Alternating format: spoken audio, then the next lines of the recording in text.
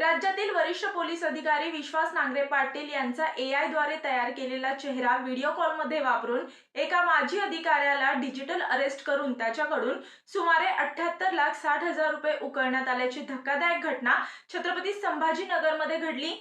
AI तंत्रज्ञानाचा दुरुपयोग करून करण्यात आलेल्या या गुन्ह्यामुळे खळबळ उडाली आहे। या प्रकरणी छत्रपती संभाजीनगरमधील क्रांती चौक पोलीस ठाण्यात गुन्हा दाखल करण्यात आला असून पोलिसांकडून पुढील तपास सुरू आहे।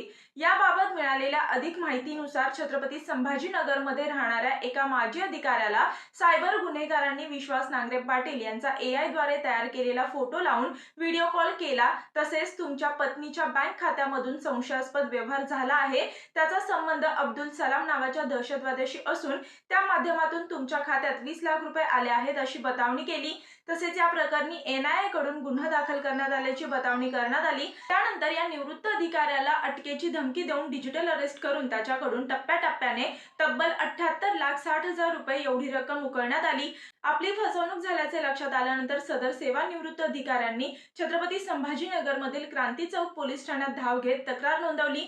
त्यानंतर पोलिसांनी या प्रकरणी गुन्हा नोंद करून घेत पुढील तपासाला सुरुवात केली आहे। यानंतर विश्वास नांगरे पाटील यांच्याकडून सावधगिरी बाळगण्याचं आवाहन करण्यात आलं आहे।